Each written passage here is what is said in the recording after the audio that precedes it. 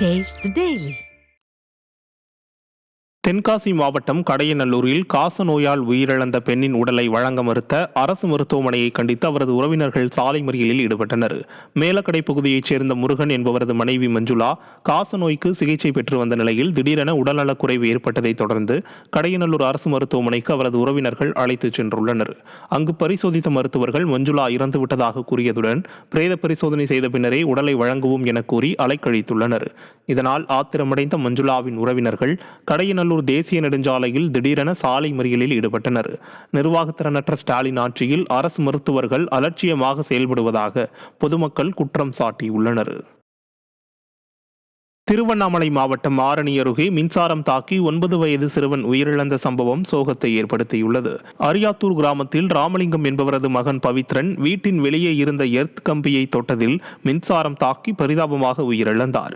குடிநீர் குழாய் கசிந்து அப்பகுதியில் தண்ணீர் தேங்கியிருந்ததால் ஓரமாக நடந்து சென்றபோது வீட்டின் சுவற்றில் இருந்த எர்த் கம்பியை தெரியாமல் தொட்டதால் பவித்ரன் மீது மின்சாரம் தாக்கியதாக அவரது உறவினர்கள் வேதனை தெரிவித்தனர்.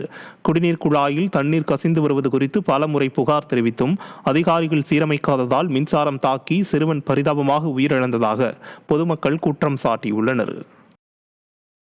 தென்காசி மாவட்டம் சுரண்டையில் மாட்டுக்கறி உணவகம் நடத்தக்கூடாது என மிரட்டி உணவகத்தை காங்கிரஸ் நிர்வாகி அகற்றிவிட்டதாக பட்டியலின பெண் தேசிய தாழ்த்தப்பட்டோர் ஆணையத்திற்கு புகார் மனு அனுப்பியுள்ளார்.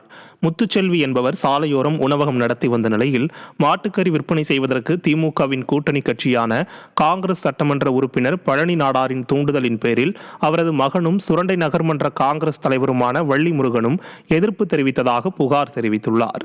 நகராட்சி பணியாளர்கள் மூலம் தனது உணவகத்தை அவர் அப்புறப்படுத்தி விட்டதாகவும் குற்றம் சாட்டியுள்ள அவர் இந்த அராஜகத்திற்கு காவல்துறையினரும் உடந்தையாக இருந்ததாக குறிப்பிட்டுள்ளார். சமூக நீதிக்காக குரல் கொடுக்கும் கூட்டணி என்று கூறிக்கொள்ளும் விடியா ஆட்சியும் காங்கிரசும் தாழ்த்தப்பட்ட பெண்ணின் வயிற்றில் அடிப்பதாக மக்கள் குற்றம் சாட்டியுள்ளனர்.